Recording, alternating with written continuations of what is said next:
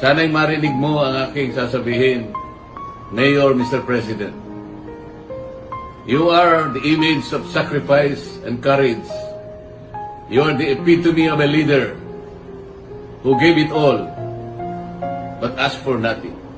You are the unifying force to restore the rectitude and the majesty of our laws. You are the embodiment of a leader that inspires a brave, independent, and sovereign nation.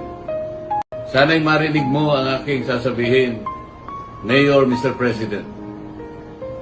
You are the image of sacrifice and courage. You are the epitome of a leader who gave it all, but asked for nothing.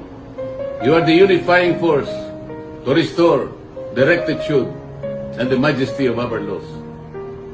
You are the embodiment of a